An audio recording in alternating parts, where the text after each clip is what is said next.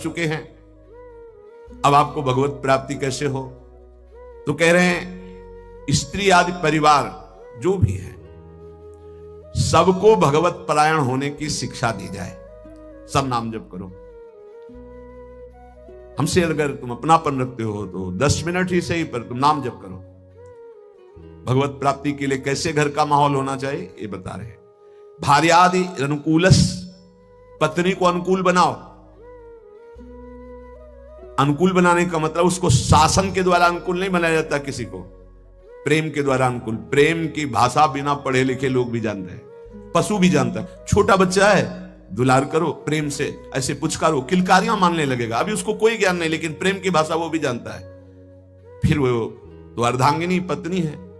लोगों के हृदय में पता नहीं क्या धारणा बैठ गई है, पुरुष रूप में हो गए तो अपने को पता नहीं ब्रह्म मानते हैं, क्या मानते हैं कि लड़की वाला ब्याह करने आ रहा है, तुमको अपनी बेटी तुम्हारे घर में भेज रहा है, तुम्हारे जीवन भर के लिए तुम्हारा साथी चुन रहा है, तो लड़की वाले की तरफ ऐसी भावना की जाती मानो कोई पाप करके आया कि आज मेरी पुत्री सुंदर है, पढ़े लिखे है, पर हमारे पास धन नहीं, तो जहां जाता हूं अपमान होता है। नहीं, इतने में तो नहीं होगा ब्याह। तुम्हारा केवल लड़का है इसलिए तुम इतने गर्व में हो? क्या है तुम्हारे लड़के में कौन सी खास सी बात है? केवल लिंग परिवर्तन है तो स्त्रीलिंग में, वो पुरुष लिंग में, वो उसकी संतान है, वो तुम्हारे सामने झुक के दे रहा है। जो भेंट दे दे अपनी पुत्री को भाव से, वो बात अलग। तो वो अपने को गर्व मानते कि लड़का हो गया तो इतना दहेज लेंगे, और पर्चा ऐसे बनाते जैसे दुकान वाला व्यापारी पर्चा बनाता है, इतना इतना इतना, अब ले लो। तो ऐसे दूल्हे का हाथ पकड़ करके लड़की वाले को घर ले जाना चाहिए, राधे श्याम, क्योंकि हमने पैसा दिया है। कैसा विचार समाज का है। तुम अपनी कमाई से सुखी नहीं होना चाहते हो, अपनी पुत्री दे रहा है, कुछ ना कुछ भाव से अपनी पुत्री को दे रहा है, तुम्हारा क्या भाव है? लड़के पक्ष वाले ऐसे गर्व में होते हैं मानो त्रिलोक विजयी हो गए हों, लड़का हो गया तो। इसीलिए हमारे समाज की धारणाएं पापों को बढ़ावा दे रहे हैं। पुत्री हुई तो उसको किस भाव से देखा जाता है, किस भाव से? अगर लड़की न हो तो पैदा कहां से हो? विचार कीजिए।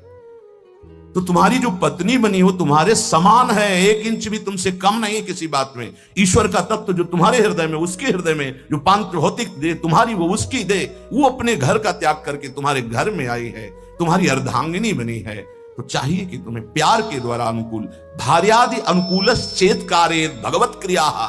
प्रेम में बड़ी सामर्थ्य है। किसका परिवर्तन प्रेम से नहीं हो सकता है? कभी समाज में अगर ये बात समझ में आ जाए कि ये दहेज लेना नरक जाने का कार्य है। बोले अमुक ने दहेज, उन्होंने मांगा नहीं था, स्वतः अपनी पुत्री के लिए दिया था। किसी को भी अगर हमारे व्यवहार में पुत्री के साथ बहुत सी सामग्री उत्साह के साथ देने का भाव तो उनके पास है और उन्होंने दिया अपनी पुत्री को, तो आपने मांगा तो नहीं, वर पक्ष ने मांगा तो नहीं, आज बेचा जाता है। कैसी समाज की दुर्व्यवस्था है। ना सत्संग सुनते हैं, ना शास्त्र समझते हैं। तो बच्चियों के प्रति कितना निकृष्ट भाव आ गया कि एक गरीब आदमी की यदि लड़की पैदा होती तो माथे पे हाथ रख करके सोचता है कि मेरा दुर्भाग्य। कोसते हैं कि तूने लड़की क्यों पैदा की। अरे अगर हमारी मां नहीं होती तो हम कहां से प्रकट हो जाते? वो मां है, वो दैवी शक्ति है जो प्रकट हुई है।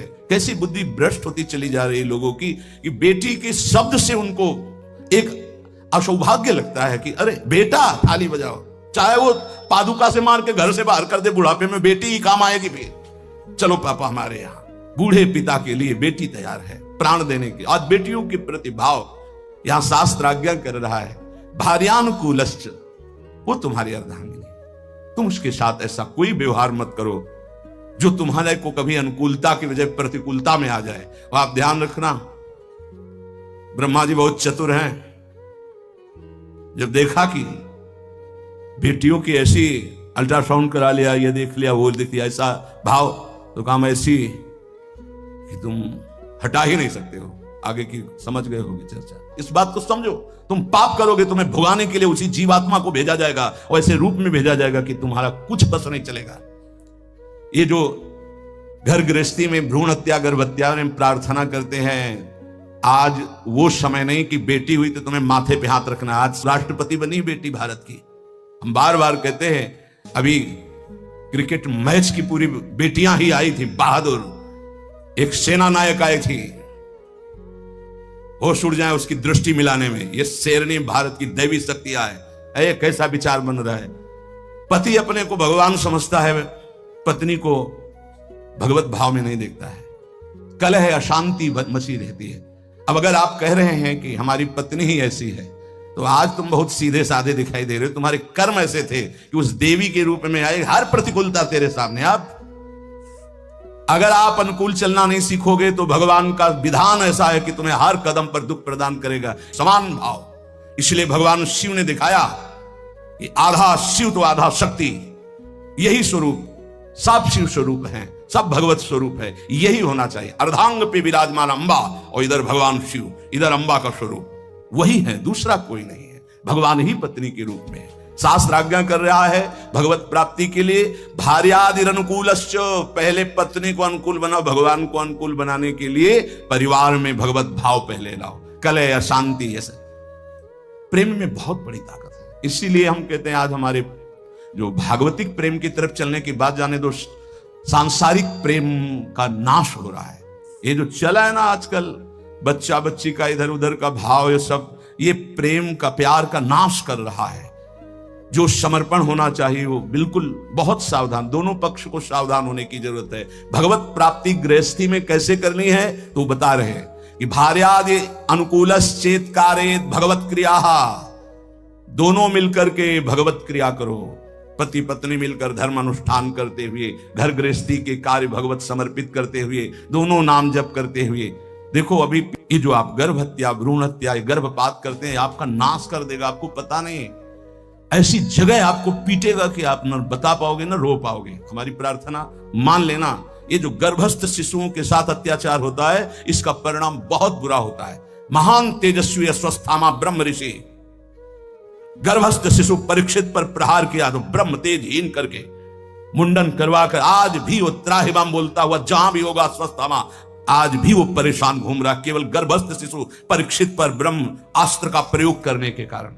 और आप तो प्रयोग के, आप तो मार देते हो, आप नष्ट कर देते हो। सत्संग में आए हो इसलिए सबसे प्रार्थना है, अगर गर्भ हत्या किए तो उसका प्रायश्चित कर लो, और भूल से भी आगे कभी ऐसा मत करना, संयम से रहो। ऐसा कोई कार्य मत करो जिसमें पापाचरण हो जाए और भगवत प्राप्ति के लिए तुम्हारा उत्साह ही कभी ना बने, ऐसे पाप बन जाए।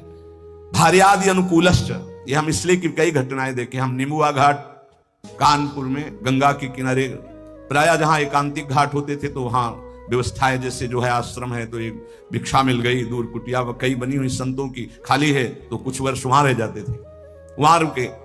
तो आसपास के बड़े जो वैष्णव प्रवृत्ति के थे, भक्त प्रवृत्ति के थे, वो प्राय संतों का संग करने आया करते थे। उसमें एक बहुत ही धनी मानी ब्राह्मण आते थे। एक दिन वो अपनी बेटी को लेके आए तो ऐसे जली हुई पूरी आधी थी, आधा बहुत सुंदर स्वरूप था, आधा सब जला हुआ। उसकी आकृति देखकर कहा ऐसा कैसे हो गया? तो उन्होंने कहा कि ये जितनी इधर सुंदर है ऐसे पूरी सुंदर थी। खूब हमारे पास धन था उस समय, बताया शायद है कि 30-35 वर्ष पहले ब्याह किया था रुपया देके खूब। पर वो लोग ऐसे लालची निकले कि एक बार ब्याह के बाद जब दोबारा हमारी बेटी गई तो उन्होंने दहेज के लिए सूचना भेजी। उस समय मोबाइल तो था नहीं। फिर हम गए, जो कुछ बना फिर दिया, पर उन्होंने, उन राक्षसों ने बख्शा नहीं। हमारी बेटी को चारपाई में बांधा, मिट्टी का तेल छिड़का और आग लगा दी। अर्थ के लोभ से आग लगाई तो भगवान की ऐसी कृपा, जहां गांठ थी वहीं से आग प्रारंभ हुई, जो रस्सी की गांठ थी। अब जलने वाला चेष्टा फौरन खुल गई तो जीना के पास ही चारपाई में जीना में चढ़ गई। चढ़ के बगल वाले घर में ऐसे छप्पर में कूद गई और नीचे गई तो वो उनके बड़े भाई का था, जिस भाई का लड़का ब्याह हुआ था उसके बड़े भाई, उनके पास राइफल था। उन्होंने जे ही देखा तो तत्काल कंबल से सुरक्षा की और राइफल निकाली, बाहर निकले और कहा राक्षसों हम तुम्हें बताएं, और उसकी सुरक्षा करके पुलिस तक पहुंचाई। बोले तब ये जिंदा हमें वापस हुई, मुकदमा चल रहा है। अब बस ऐसे पूरी जली हुई, क्या उसका अभिशाप उनको सुखी कभी होने दे? आगे चलकर किस योनियों में जाएंगे क्या पता। ये भावनाएं हटा देनी चाहिए। तुम्हारी दासी है ऐसी भावना नहीं रखें। हाँ, पत्नी को भाव रखना चाहिए कि मेरे प्राणनाथ भगवत स्वरूप है, मेरे पति हैं, तो ऐसे ही पत्नी के प्रति भी भाव रखा जाता है। ये मेरी अर्धांगिनी है, मेरी प्राण प्रिया, इसका सर्वस्व अधिकार है हमारी संपत्ति पर, हमारे ऊपर। हम अगर कोई भी कार्य करेंगे तो इससे सलाह लेकर करेंगे, दोनों मिलकर के। भार्यादि अनुकूलश्चेत कारेत भगवत क्रिया, दोनों मिलकर कोई धर्मानुष्ठान करें। अकेले का गृहस्थी का विषय है, अकेले तुम बोले हम जा रहे हैं मुक्ति, नहीं, पहले अनुमति लीजिए। यहां तक कि महापुरुषों ने सन्यास भी लिया है तो पहले मनाया है, अनुमति ली है। जब उन्होंने अनुमति दे दी तब आगे की क्रिया हुई। माता से अनुमति और पत्नी से अनुमति अत्यंत आवश्यक है। अगर मां विराजमान है तो उसका आदेश, और पत्नी विराजमान तो भले वृद्धा हो गई है पर उसका अधिकार। हमारे शास्त्र में लिखा है यदि वो वानप्रस्थ में जाना जाता है तो ऐसे बात की करे पत्नी से कि यदि आप अपने पुत्रों के साथ रहकर जीवन व्यतीत करना चाहते तो मुझे आदेश करें, मैं तप के द्वारा अपने जीवन को भगवान में मिलाना चाहता हूं। और यदि आप हमारे साथ चलना चाहती है तो आपका स्वागत है, हम दोनों बैरागी होकर चले। वो जैसा अनुमति दे ऐसा शास्त्र आज्ञा करता है। ऐसे नहीं मनमानी कि हम स्वतंत्र हैं किसी भी तरह। अगर कोई धर्मानुष्ठान करते हो, पत्नी आपकी है, वो आपका साथ ना दे वो बात अलग है। अगर वो आपके अनुकूल चलती है और आपने कोई धर्मानुष्ठान किया, पत्नी को साथ नहीं ले गए तो अपने आप उसका ट्रांसफर हो जाएगा उसके पास। पाणिक ग्रहण की कोई खिलवाड़ नहीं, धर्मानुष्ठान ट्रांसफर हो जाएगा। और पूर्ण धर्म का संकल्प तभी माना जाएगा जब वो भार्या तुम्हारे वामांग में विराजमान होगी। जब सिया जी भूमि में विलीन हो गई तो रघुनाथ जी जब यज्ञ किए तो स्वर्ण की सिया जी बनाकर वामांग में विराजमान की गई। और तुम्हारी अर्धांगिनी विराजमान हो, तुम धर्मानुष्ठान करने जा रहे हो, सफल हो जाओगे। भार्यादि अनुकूलश्चेत् कारयेत् भगवत क्रियाः। गृहस्थी में हो तो तुम्हें पहले अपने परिवार को अनुकूल बनाना होगा, पत्नी को, माता पिता को, परिवार को भगवत स्वरूप मानते हुए अनुकूल उसको बनाओ धर्म के द्वारा, भागवत भाव के द्वारा। उदासीने स्वयं कुर्यात् प्रतिकूले गृहं त्यजेत्। यहां कह रहे हैं उनकी आज्ञा से सेवादि के द्वारा राजी करके फिर भजन की प्रवृत्ति बढ़ावे। पहले पति पत्नी को अनुकूल करे, परिवार को अनुकूल, जो भगवत प्राप्ति का रास्ता है। ऐसा नहीं जैसे एक दो लोग आए कि अब हम तो नहीं, दोनों राजी तो राजी, नहीं तो धर्म से चलो जैसी धर्म आज्ञा करती। पाणिक ग्रहण के समय ये श्रुतियां, ये शास्त्र जो साक्षी बनाए गए थे वो पति पत्नी के भाव से बनाए गए थे। वो तुम्हारी इच्छा नहीं, लेकिन उसकी भावना की पूर्ति के लिए आपको गृहस्थ धर्म स्वीकार करना चाहिए। अगर भगवत भाव के विरुद्ध और बहुत ही कुटिल स्वभाव है तो देखो यहां शास्त्र का क्या कह रहा है, एकदम विरुद्ध, धर्म विरुद्ध, भगवत भाव विरुद्ध, बिल्कुल कुटिल व्यवहार, तो फिर बात अलग है कि अब वो धर्म में साथ नहीं दे रही तो आप धर्म करो। फिर भी पाणिक ग्रहण किया तो धर्म का हिस्सा उसके समीप जाएगा, उसका कल्याण होगा। ऐसे कोई खिलवाड़ नहीं पाणिक ग्रहण करना। जो परांगमुख, भगवत परांगमुख, भगवत विमुख है, वो कोई भी हो, फिर तो जाके प्रिय, ये सिद्धांत तब लागू, जाके प्रिय न राम वैदेही तजे ताहि कोटि वैरीशम जद्य परम शनि।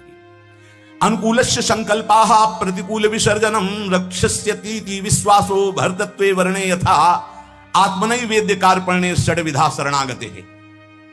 अब शरणागति का स्वरूप समझिए। प्रभु के अनुकूल सदैव चलना, इस शरणागति का संकल्प कर लेना चाहिए। जो गीता में, भागवत में, जो गुरुजनों ने, संतों ने आदेश किया है वो प्रभु के अनुकूल है। श्री कृष्ण अनुकूलेन प्रतिकूलस्य विसर्जनम।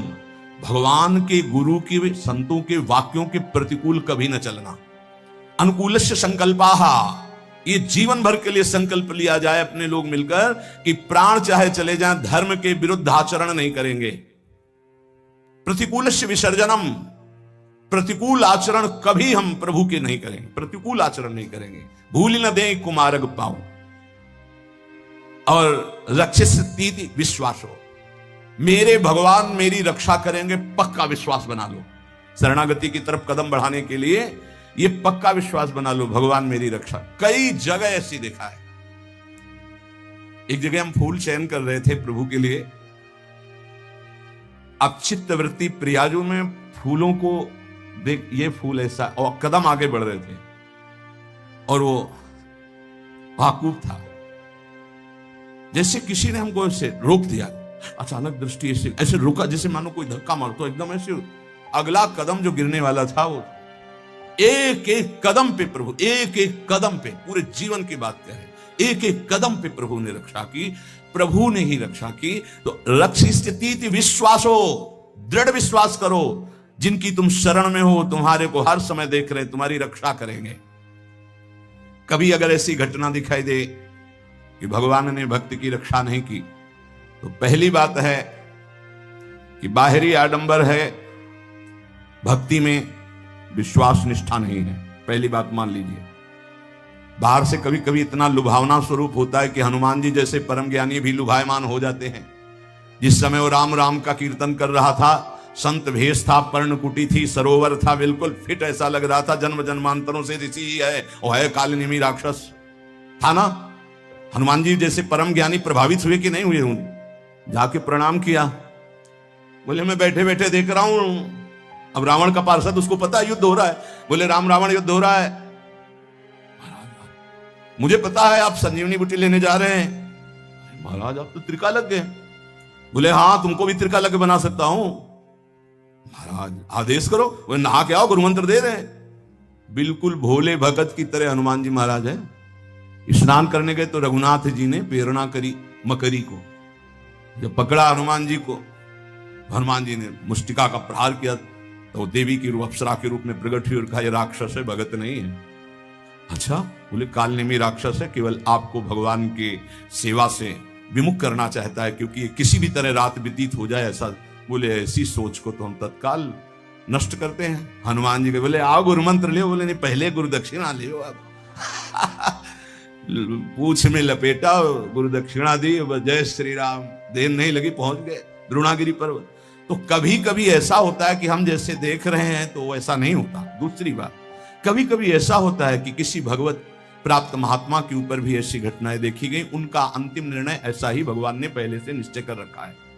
तीसरी बात होती है कि कभी कभी हम भक्त को गिरते हुए देखते हैं, भ्रष्ट होते होते, तो कीन हो इस कबहू अभिमाना सो खोवंचा कृपा निधाना। नहीं तो दृढ़ विश्वास रखो, रक्षिष्य तीति विश्वास हो, दृढ़ विश्वास, भगवान तुम्हारी रक्षा करेंगे, पक्का रक्षा करेंगे।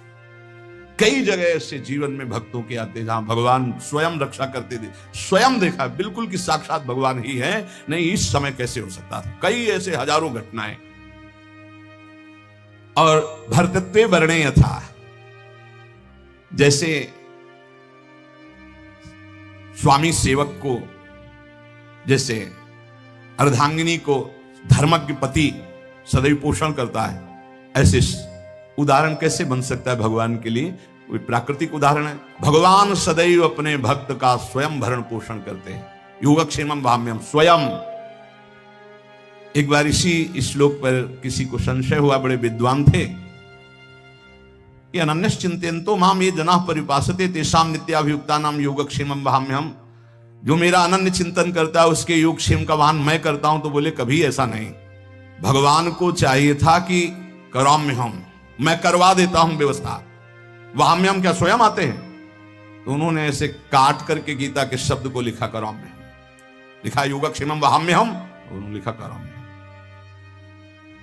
अब जो विघ्न शुरू हुआ, कई दिन भारी वर्षा, ना भोजन, ना कोई जजमान, ना कोई, हर अव्यवस्था ही अव्यवस्था, त्राहिमाम मच गया।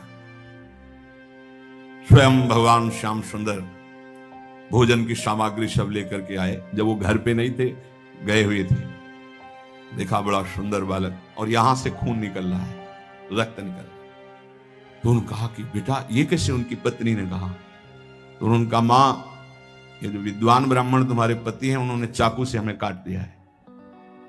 ऐसे निर्दयी कैसे हो सकते हैं? तुम किनके बेटे हो, कौन हो? बोले मत जानो, मैं आपको भी और आपके पंडित जी को भी बहुत प्यार करता हूं। ये लो सामग्री, कई दिनों के लिए ऐसी सामग्री, और ये लो रत्न रख दिया, इन्हीं से खूब खाते पीते रहना। उनको बता देना कि ऐसे अपराध न किया करें। जब पंडित जी लौट के आए तो उनके अर्धांगिनी, तुम इतने निर्दयी हो गए हो, तुमने इतने सुंदर सुकोमल बालक के भाल पर चाकू मार दी, तो पागल हो, पागलों जैसी बात कर। बोले विश्वास करो, देखो ये सामग्री, ये रत्न आदि वो रख गए हैं। और नवकिशोर बालक था, 14 वर्ष का, और वो कह रहा था पंडित जी ने, तो उनको ओहो, मैंने गीता जी के एक शब्द को काटा था, वहां में हम, ओ प्रभु मुझे क्षमा करो, मुझे पता नहीं था, हम तो शब्द समझ रहे थे। गीता जी तो साक्षात आपका अंग है, वांग्मय स्वरूप है, और आज मुझे पता चल गया कि आप वहां में हम स्वयं करते हैं, कराम में हम किसी को भेजते नहीं, स्वयं आते हैं। हम पहचान नहीं पाते, श्री कृष्ण स्वरूप में आते हैं। तो विश्वासो भर्तृत्वे वर्णेय था, भगवान तुम्हारे जीवन भर और जीवन के बाद का भी ठेका लेते हैं यदि तुम शरणागत हो।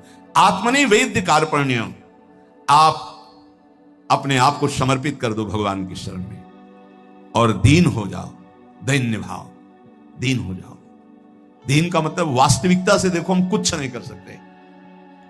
हमारे भगवान हमको मनुष्य दे दिया, हमको सत्संग दिया, हमको नाम जपने की प्रेरणा दी, हमको नाम मिला, नाम की सामर्थ्य जागृत हुई, भगवत प्राप्ति हुई। सब में केवल भगवान की विशेष कृपा ही कृपा।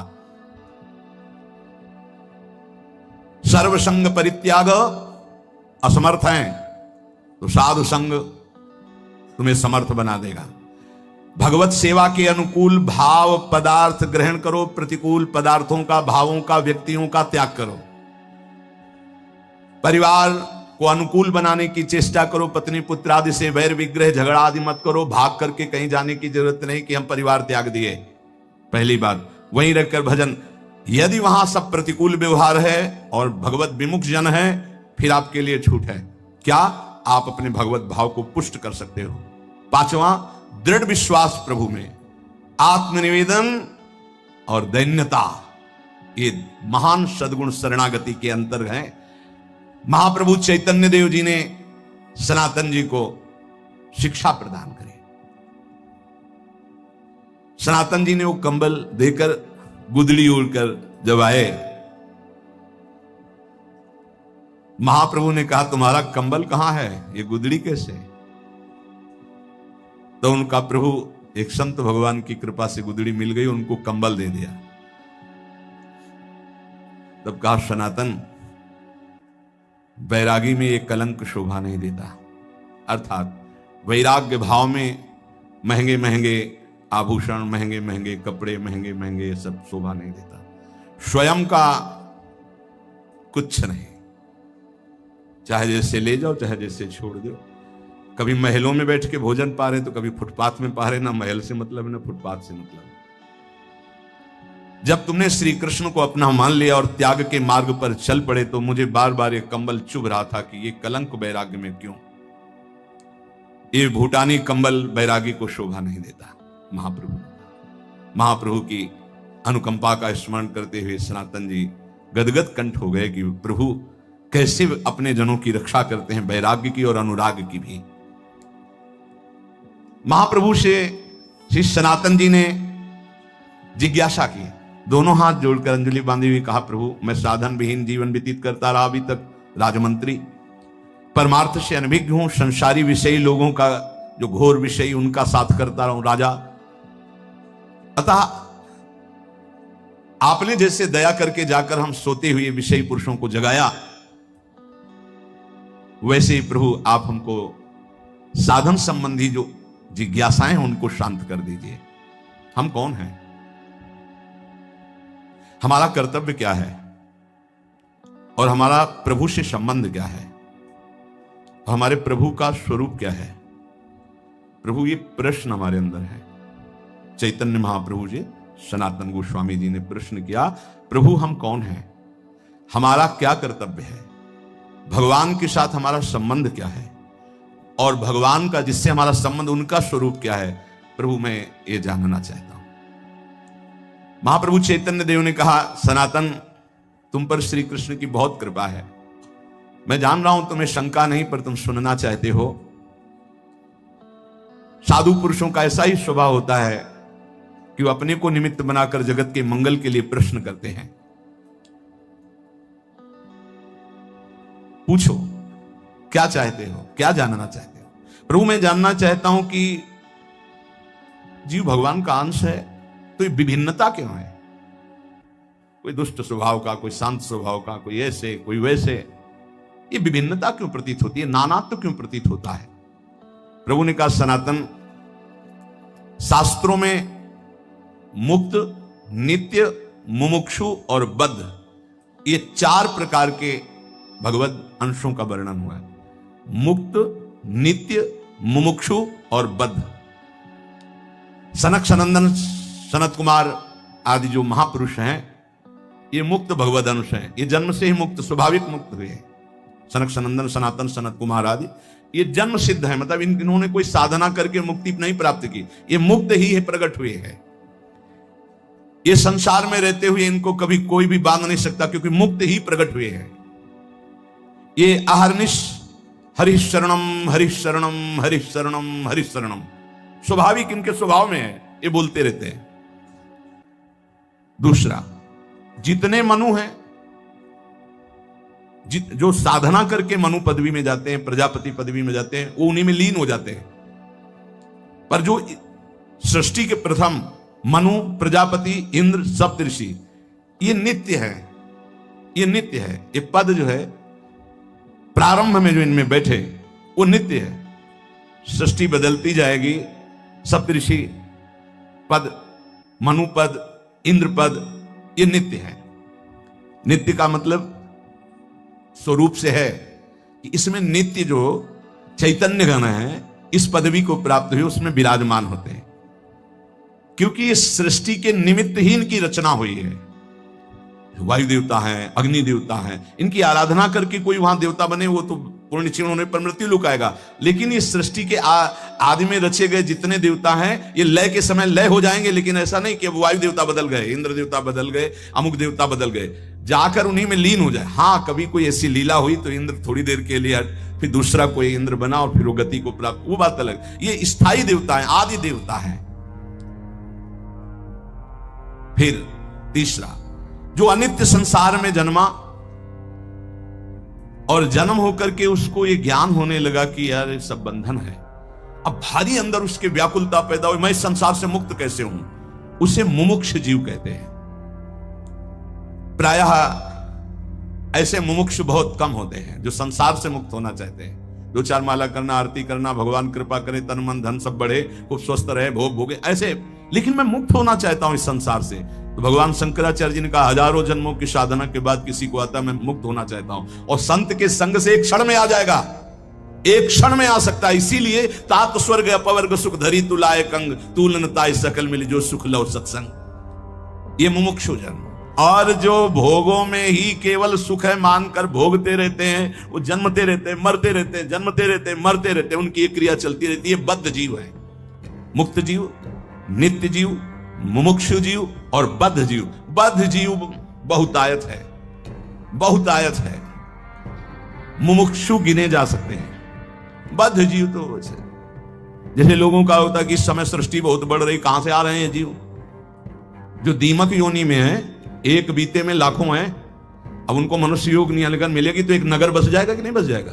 तो योनियों का परिवर्तन होता रहता है। अल्पज्ञ जीव क्या प्रश्न करते रहते हैं कि अब तो बहुत सृष्टि बढ़ रही, कहां से आते हैं। तो तुम जानते हो, सूक्ष्मदर्शी से देखो, इतने छोटे छोटे कीड़े। अब उनको मनुष्य बनाया गया जो एक बीते में लाखों की संख्या में रह रहे थे। वो जब एक नगर में रहेंगे ना तो पूरा नगर बस जाएगा लाखों का। अब अल्पज्ञ जीव को कैसे समझाए। ये जो बद्ध जीव हैं, पुनरपि जननम पुनरपि मरणम पुनरपि जननी जठरे सैनम। शास्त्रों में जीवों की 84 लाख योनियां बताई गई हैं। भगवत चरणारविंद से विमुख जो हैं, ये भोगों में रत बार बार जन्मते मरते रहते हैं, विविध योनियों में जाते हैं, चिरकाल तक सृष्टि में भटकते रहते हैं। मायापति की माया ने सबको बांध रखा है। कभी उनको ऐसा सौभाग्य मिला कि साधु संग मिला तो मुमुक्षता जाग। जब द्रवहि दीन दयालु राघव तो साधु संगति पाई। ये बात आप बैठा लीजिए कि बहुत कृपा पात्र हैं अपने लोग जो रोज चर्चा करें, कथन और श्रवण का प्रभु सौभाग्य दिए। सनातन जी ने पूछा, प्रभु माया से छुटकारा कैसे मिलेगा। जीव जब माया के अधीन घूमता ही रहता है तो उसके निस्तार का उपाय क्या है। प्रभु ने कहा, एक उपाय है, जब किसी महापुरुष के वचनों को कोई मानने लगता है, उनका संग मिलता है, तब वो मायापति भगवान की शरण में चला जाता है और उसकी माया से मुक्ति मिल जाती है। सनातन ने पूछा, प्रभु मायापति भगवान की शरण का मतलब क्या है, कैसे प्राप्त होती है। प्रभु ने कहा, भाई इसमें तो मुख्य केवल भगवान की कृपा ही है कि कोई भगवत प्रेमी मात संगस तो दुर्लभ हो, लेकिन बिनु हरि कृपा मिले नहीं संता। भगवान की कृपा से देखो, जीव के कल्याण का प्रारंभ और पूर्णता संतों से ही होती है। अगर सत्संग मिल गया तो समझो बाजी बाहर गए, भगवान आप पर बहुत कृपालु हैं। अगर संतों के प्रतिभाव बन जाए। कभी कभी हवा चलती है, कभी दक्षिण की, कभी वाम की, कभी उत्तर की, कभी पूर्वाई की, चारों दिशाओं की चलती है। तो जैसे अनुकूल हवा चल जाए तो फिर सबको आनंद आने लगता है। वैसे अनुकूल सी हवा चल गई प्रियाजू की, राधा राधा राधा राधा, निकल चलो, हवा बढ़िया है। नाव में अगर अनुकूल हवा मिल जाए, खेवैया चतुर हो तो देर न लगे पार हो जाए। तो खेवैया है प्रिया प्रीतम, नाम रूपी नौका, और आप अपने सब बैठे हैं और भगवान की अनुग्रह रूपी हवा चल रही, निकल चलो, बढ़िया अवसर है। जब किसी पर भगवान की कृपा होती तो उसकी पहचान क्या होती? बोले उसे संतों की बात पर विश्वास होने लगता है और शास्त्र की कृपा उसके ऊपर बरसने लगती है। शास्त्र स्वाध्याय करने का मन होता है और फिर वो भगवान की कृपा मनाता है कि संत मिल गए, शास्त्र स्वाध्याय में रुचि हुई, नाम जप होने लगा। प्रभु आपकी बड़ी कृपा, वैसी कृपा कर दो कि हृदय निर्मल हो जाए, ये काम क्रोध लोभ मोह प्रभु आपसे विमुख, वो प्रार्थनाएं करने लगता है। बिल्कुल ऐसा ही है। एकांतिक में दृश्य आते हैं, प्रार्थना शुरू हो जाती है। सनातन ने कहा प्रभु मैं जानना चाहता हूं कि जीव प्रभु से विमुख होकर क्यों योनियों में भटकता है? पृथ्वी में तो हमने ऐसे वैभव भोग ऐश्वर्य देखे सब, पर प्रभु किसी में शांति नहीं, दुख ही दुख है। स्वर्गलोक में भी तो नाम मात्र का केवल दिखावटी सुख है, बाद में फिर मृत्यु लोक। प्रभु अंतिम शांति कहां जाकर मिलती है? प्रभु ने कहा सनातन चींटी से लेकर ब्रह्मा तक सब मायाबद्ध है, माया में बंद है। स्वर्ग क्या ब्रह्मलोक तक शांति नहीं, परम शांति तो प्रभु श्री कृष्ण के चरणों के चिंतन में, नाम कीर्तन में, नाम जप में है। किसमें परम शांति है? प्रभु श्री कृष्ण के चरणों के चिंतन में, नाम जप में, नाम कीर्तन में। बोले ये भोग ले तो चित्त शांत हो जाएगा। अरे त्यागात शांति अनंतरम, भोगात शांति अनंतरम नहीं है। सनातन ने कहा प्रभु ब्रह्मा जी तो भगवान के स्वरूप है, फिर आपने कहा चींटी से ब्रह्मा तक मायाबद्ध है, उनको तो सुना है वो चराचर जगत के ईश्वर, उनको क्या दुख है? वो तो संपूर्ण जगत को उत्पन्न करने वाले स्वामी हैं। चैतन्य महाप्रभु ने हंसकर कहा कि भगवान तो श्री कृष्ण चंद्रजू हैं, आपको अभी पता नहीं, न जाने कितने असंख्य ब्रह्मांड हैं और असंख्य ब्रह्मांडों में असंख्य ब्रह्मा हैं, अलग अलग मुख के। गर्ग संहिता में वर्णन हुआ, जब अपने यहाँ के ब्रह्मा जी गए तो एक सखी प्रकट हुई। क्या विनय है? कहां से आए हो? किस लोक के ब्रह्मा हो? तो बोले और लोक के भी हैं। बोले तुम तो 4 मुख वाले हो, देखो उधर लाइन खड़ी, कोई 100 मुख का, कोई 1000 मुख का, कोई 10,000 मुख का, ऐसे ब्रह्मा है अनंत ब्रह्मांडों में। ब्रह्मा जी की खोपड़ी काम नहीं की कि हम तो समझ रहे थे पूरे ब्रह्मांड के ईश्वर हम ही हैं। न जाने कितनी नारायण भगवान की लाइन लगी हुई थी, कोई इतनी भुजा वाला, कोई इतनी भुजा वाला। असंख्य ब्रह्मांडों में असंख्य रूपों से हरि ब्रह्मा महादेव के रूप में असंख्य ब्रह्मांडों का एक रोमकूप में करोड़ ब्रह्मांड। अब तुम्हारी बुद्धि कैसे काम करेगी? कैसे काम करेगी? तुम्हारे रोमकूप में एक सरसों नहीं टिक सकती है, और श्री कृष्ण के रूप में ब्रह्मांड निकाया निर्मित माया रोम रोम प्रति वेद कहें, और तुम श्री कृष्ण का अनुगमन करना चाहते हो। और एकांतिक में बोले, हमने कहा भाई होली का अवसर है, कोई नशा मत करना। अब भी कह रहे हैं मत करना, उसी समय नहीं कहा था, अब भी कह रहे हैं उद्दंडता मत करना कि होली है। ये होली आनंद उत्सव मनाने के लिए था, तो उसमें एक बोल पड़े भगवान शंकर जी भी तो नशा करते हैं। तो भाई ये तो पहली बात सुना, कब भगवान शंकर नशा करते हैं? बोले नहीं, अरे भगवान शंकर उनकी होड़ करोगे, हलाहल विष जो समुद्र मंथन से निकला उसको भगवान ने पिया। भगवान शंकर की होड़ करोगे? एक बाल्टी गंगा जल अपने बाल में रोक के दिखाओ, पूरी गंगा जी रोके हुए है। कैसे कैसे लोग हैं, कैसे कैसे लोग हैं। भगवान शंकर ने वासुकी नाग की माला एक दुम्हा तुम गले में डाल के दिखाओ, पनिया डाल के दिखाओ, कोबरा डाल लिए तो चले जाओगे है? वहां देखो ना, ब्याल यज्ञोपवीतम, कैसे कैसे कैसे समझाए? भगवान शंकर की ओर करोगे। अम्मा का वाहन जानते हो क्या है? बबर से एक बार दहाड़ देना तो यहां एक और सत्संग में नहीं नजर आएंगे। और बप्पा का नंदिकेश्वर, अम्मा के वाहन का आहार क्या है? समझ रहे? सब शासन में है। महाराज के गले में गणेश भगवान का वाहन चूहा, बहुत बढ़िया, लेकिन कभी फुसकार नहीं हुई उनके ऊपर। मयूर कार्तिकेय जी का आहार सर्प। शिव की ओर करोगे? शिव की, अरे भाई उनका नाम जप करो, उनके चरणों का आश्रय लो, उन्होंने जो उपदेश किया उसको धारण करो। कैसे कैसे लोग, भगवान ने किया, हम यही कहते। श्री कृष्ण ने इतनी 1000 गोपिकाओं के साथ रास किया। श्री कृष्ण सबकी आत्मा में, वही सब रूपों में विराजमान। चलो गिरिराज जी का एक शिला उठाओ छोटी सी और 7 घंटे से धारण कर लो। 7 दिन 7 रात 21 किलोमीटर के जो अब हैं उन गिरिराज जी को, और उस समय तो और भी बड़े थे, तिल तिल रोज घटते चले जा रहे। भगवान की लीलाएं सुनो, भगवान का नाम जप करो, हृदय पावन हो। ये उद्दंडताएं छोड़ो, नहीं तो पीट देगी माया। मायापति है, वो इशारा कर दिए कि देखो बहुत ही चालबाज बन रहा है, तो बोले बच्चा तो हमारा ही, अबे ठीक करती है मैया, मार पीट के चला देगी उसमें। तो कह रहे ब्रह्मा पर्यंत सब बंधे हैं, एक एक रूम कूप में करोड़ों ब्रह्मा। दावानल में जब आग लगी, ऐसे मुंह में पी गए श्री कृष्ण।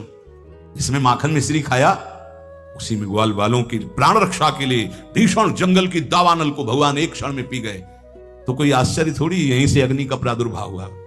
ब्राह्मणों समुखमासीत बाहु राजन्य कृता, जैसे ये चतुर्वर्ण, ऐसे ही भगवान की मुख से अग्नि का प्रादुर्भाव हुआ। मानो अपने स्थान पर अग्नि को रख लिया। ऐसे पक्षी उड़ते थे तो काली दह में गिर के मर जाते थे, ऐसी विष की ज्वाला निकलती थी और उसमें खूब कूद करके मर्दन किया काली का और उसको निकाल दिया। भगवान के समान सिर्फ भगवान है। ये वृंदावन धाम श्री हरि के महाप्रेम श्रृंगार रस की पराकाष्ठा है। पराकाष्ठा ये अपराकृत है, अर्थात ब्रह्मा जी के द्वारा रचा हुआ नहीं है। आस्वादनीय उज्जवल प्रेम रस है। ये परम सौभाग्यशाली को गौरवान्वित करता है, अर्थात किसी महान सौभाग्यशाली के हृदय में प्रकाशित होता है और वो त्रिभुवन बंदनीय यश को प्राप्त हो जाता है। महान सौभाग्यशाली कौन? तो इसमें वर्णन कर रहे हैं, जिनको रसिकों के संग से रस का परिचय मिला वो सौभाग्यशाली। रसिक कौन? रसिक तब ही पहचानिए जाके यह रस रीति, छिन छिन ही हमें उपजे लाल लाडली प्रीत, प्रतिक्षण वर्धमान प्रेम प्रिया प्रीतम के चरणारविंद में। ये वृंदावन शेषैर अगम्य गुणौघ परमाम मनुषम, भगवान शंकर और शेष भगवान समस्त देवताओं सहित जिसकी महिमा को पार नहीं पा सकते, ऐसे वृंदावन का मुझे महामहिम महिमा वर्णन करने का सौभाग्य प्राप्त हुआ। श्रीपाद कह रहे ये प्रियाजू की कृपा से, इसलिए प्रियाजू के चरणों में मैं नमन करता हूं, स्तुति करता। उपासक शरणागति की दिव्यता को समझे। बहुत महिमा शरणागति की है। वैसे उत्तम शरणागति का स्वरूप है सप्तजी हरिभज, बिल्कुल सब शास्त्रों का सार। गृहम सर्वात्मना त्याज्यम तच्चेत युक्तम न शक्यते, कृष्णार्थम तत्प्रयुंजित कृष्णो अनर्थस्य मोचकः। अगर तुम्हारे में इतनी सामर्थ्य नहीं है कि तुम घर परिवार सब कुछ त्याग करके परम वीतराग होकर भगवान में चित्त जोड़कर जीवन को भगवदानंद में डुबो दिया, सबसे बड़ी बात है सप्तज हरिभज। ऐसी सबकी सामर्थ्य नहीं होती, कोई विशेष कृपा पात्र होता है, सब बंधन तोड़ाकर भाग पड़ता है भगवान की तरफ। फिर क्या करे? अगर वो वीतराग परमहंस नहीं बन सकता तो उसको भगवत प्राप्ति कैसे हो? तो बोले गृहम सर्वात्मना त्याज्यम तच्चेत युक्तम न शक्यते। यदि पूर्ण रूप से तुम त्यागी वैरागी बनकर भगवदानंद में नहीं डूब सकते हो तो कृष्णार्थम तत्प्रयुंजित है। श्री कृष्ण का घर है, श्री कृष्ण का परिवार है, श्री कृष्ण के लिए हम व्यापार नौकरी किसानी करते हैं, जो मिलता है वो श्री कृष्ण की ही सेवा मानकर परिवार को पोषण करते हैं, समाज की सेवा करते हैं और श्री कृष्ण अर्पणम मस्तु। सारे कार्य श्री कृष्ण को, सारा वस्तु सब सामग्री श्री कृष्ण की, तो तुदीयम वस्तु गोविंदम तुभ्यमेव समर्पय, तो वही गति प्राप्त हो जाएगी जो एक वीतराग परमहंस सन्यासी को होती।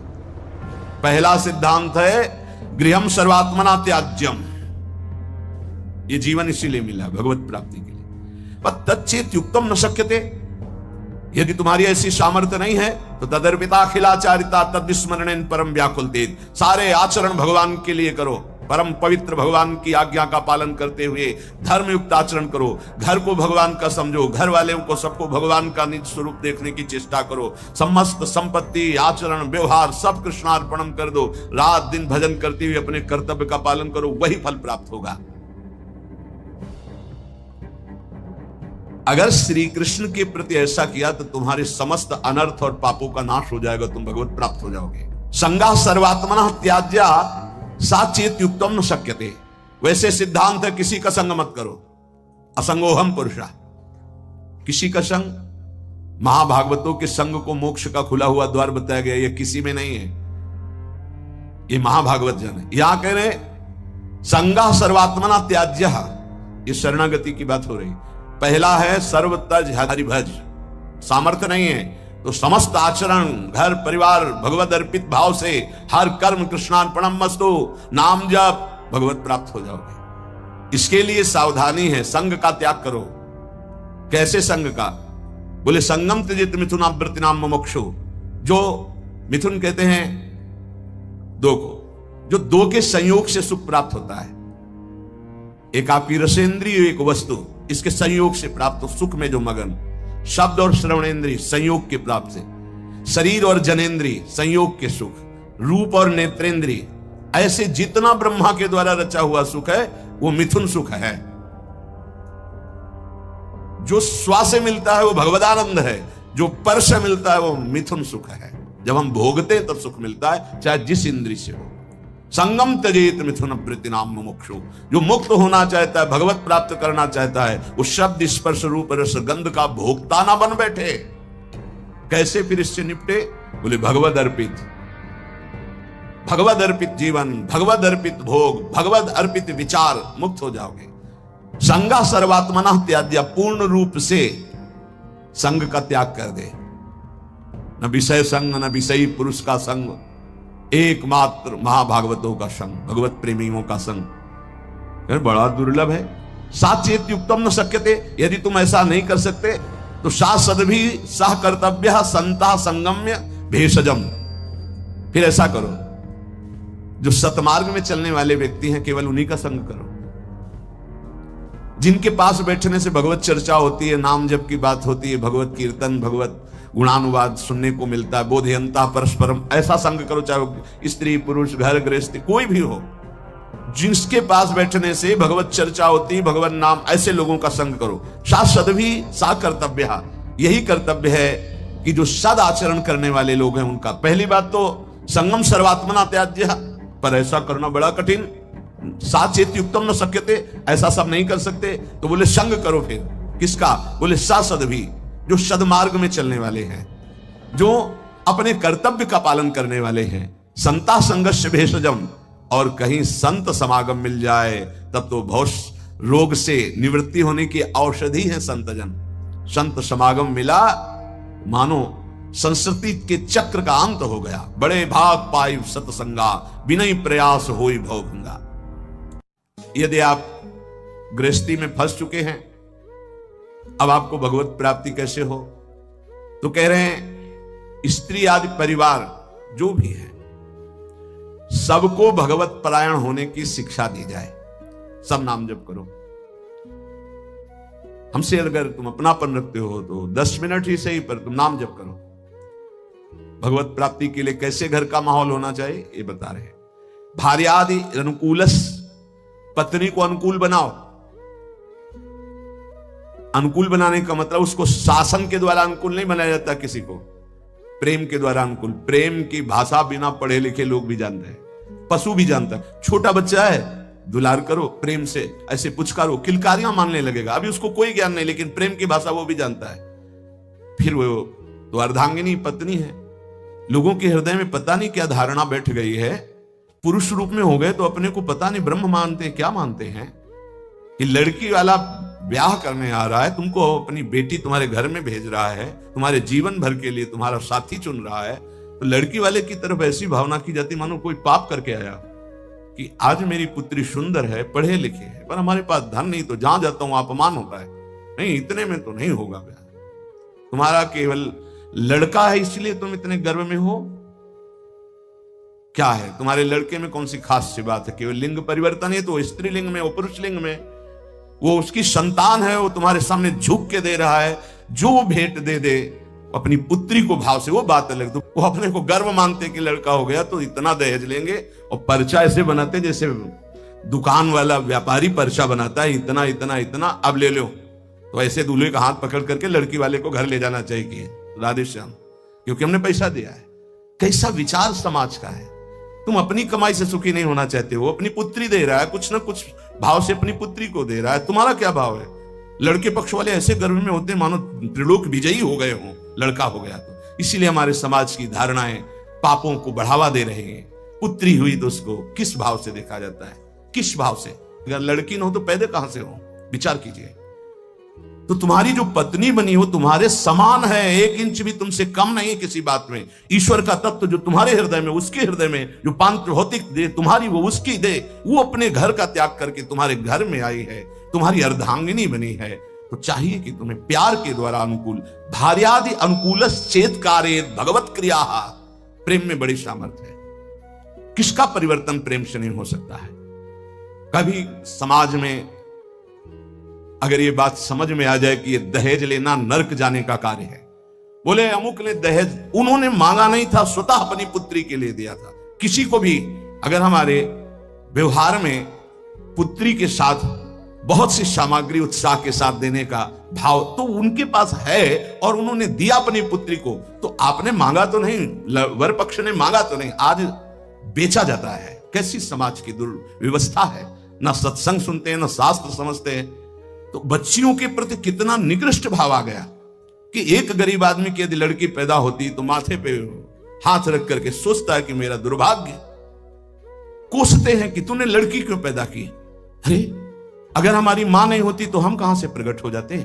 वो मां है, वो दैवी शक्ति है जो प्रकट हुई है। कैसी बुद्धि भ्रष्ट होती चली जा रही है लोगों की कि बेटी के शब्द से उनको एक असौभाग्य लगता है कि अरे बेटा थाली बजाओ, चाहे वो पादुका से मार के घर से बाहर कर दे, बुढ़ापे में बेटी ही काम आएगी। फिर चलो पापा हमारे यहाँ बूढ़े पिता के लिए बेटी तैयार है प्राण देने के। आज बेटियों के प्रति भाव यहां शास्त्र आज्ञा कर रहा है, भार्यानुकूलश्च, वो तुम्हारी अर्धांगिनी, तुम उसके साथ ऐसा कोई व्यवहार मत करो जो तुम्हारे को कभी अनुकूलता की वजह प्रतिकूलता में आ जाए। और आप ध्यान रखना, ब्रह्मा जी बहुत चतुर हैं।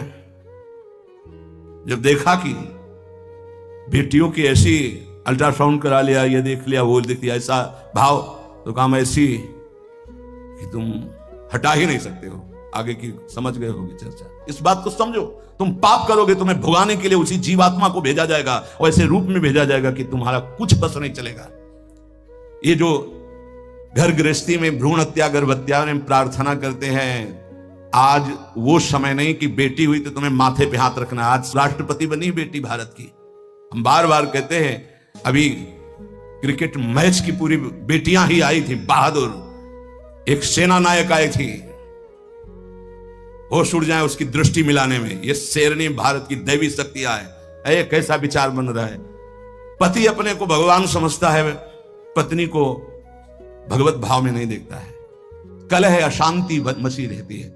अब अगर आप कह रहे हैं कि हमारी पत्नी ही ऐसी है, तो आज तुम बहुत सीधे साधे दिखाई दे रहे हो। तुम्हारे कर्म ऐसे थे कि उस देवी के रूप में आई, हर प्रतिकूलता तेरे सामने। आप अगर आप अनुकूल चलना नहीं सीखोगे तो भगवान का विधान ऐसा है कि तुम्हें हर कदम पर दुख प्रदान करेगा। समान भाव, इसलिए भगवान शिव ने दिखाया कि आधा शिव तो आधा शक्ति, यही स्वरूप, सब शिव स्वरूप है, सब भगवत स्वरूप है, यही होना चाहिए। अर्धांग पे विराजमान अंबा और इधर भगवान शिव, इधर अंबा का स्वरूप वही है, दूसरा कोई नहीं है। भगवान ही पत्नी के रूप में है। शास्त्र आज्ञा कर रहा है भगवत प्राप्ति के लिए भार्यादिर अनुकूलश्च, पहले पत्नी को अनुकूल बनाओ, भगवान को अनुकूल बनाने के लिए परिवार में भगवत भाव पहले लाओ। कलह अशांति, ऐसे प्रेम में बहुत बड़ी ताकत है। इसीलिए हम कहते हैं आज हमारे जो भागवतिक प्रेम की तरफ चलने की बात जाने दो, सांसारिक प्रेम का नाश हो रहा है।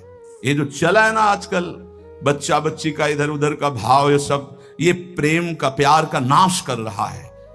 जो समर्पण होना चाहिए वो बिल्कुल बहुत सावधान, दोनों पक्ष को सावधान होने की जरूरत है। भगवत प्राप्ति गृहस्थी में कैसे करनी है तो बता रहे हैं कि भार्यादि अनुकूलश्चेत कारेत भगवत क्रिया, दोनों मिलकर के भगवत क्रिया करो। पति पत्नी मिलकर धर्म अनुष्ठान करते हुए, घर गृहस्थी के कार्य भगवत समर्पित करते हुए, दोनों नाम जप करते हुए। देखो अभी ये जो आप गर्भ हत्या, भ्रूण हत्या, गर्भपात करते हैं, आपका नाश कर देगा, आपको पता नहीं। ऐसी जगह आपको पीटेगा कि आप न बता पाओगे न रो पाओगे। हमारी प्रार्थना मान लेना, ये जो गर्भस्थ शिशुओं के साथ अत्याचार होता है, इसका परिणाम बहुत बुरा होता है।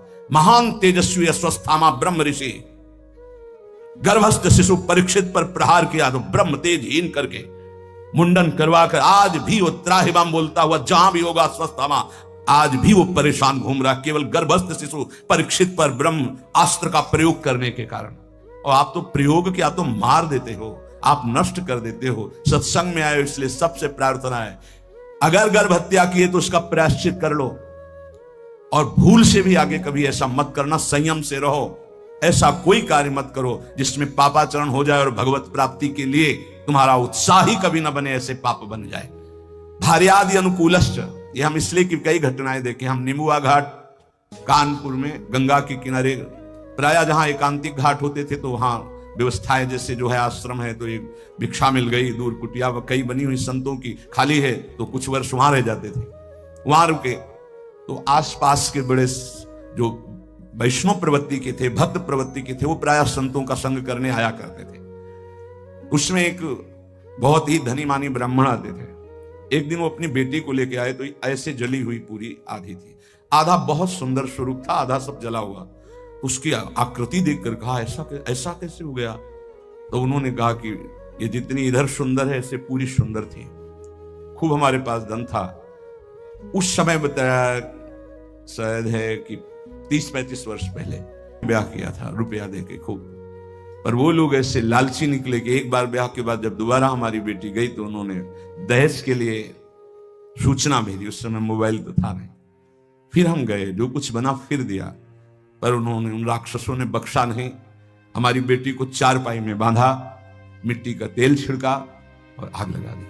अर्थ के लोभ से आग लगाई तो भगवान की ऐसी कृपा, जहां गांठ थी वहीं से आग प्रारंभ हुई, जो रस्सी की गांठ थी। अब जलने वाला चेष्टा फौरन खुल गई तो जीना के पास ही चारपाई में जीना में चढ़ गई, चढ़ के बगल वाले घर में ऐसे छप्पर में कूद गई और नीचे गई तो वो उनके बड़े भाई का था, जिस भाई का लड़का ब्याह हुआ था उसके बड़े भाई, उनके पास राइफल था। उन्होंने जे ही देखा तो तत्काल कंबल से सुरक्षा की और राइफल निकाली, बाहर निकले, कहा राक्षसों हम तुम्हें बताएं, और उसकी सुरक्षा करके पुलिस तक पहुंचाई। बोले तब ये जिंदा हमें वापस हुई, मुकदमा चल रहा है। अब बस ऐसे पूरी जली हुई, क्या उसका अभिशाप उनको सुखी कभी होने दे? आगे चलकर किस योनियों में जाएंगे क्या पता। ये भावनाएं हटा देनी चाहिए। तुम्हारी दासी है ऐसी भावना नहीं रखें। हाँ, पत्नी को भाव रखना चाहिए कि मेरे प्राणनाथ भगवत स्वरूप है, मेरे पति हैं, तो ऐसे ही पत्नी के प्रति भी भाव रखा जाता है। ये मेरी अर्धांगिनी है, मेरी प्राण प्रिया, इसका सर्वस्व अधिकार है। हमारी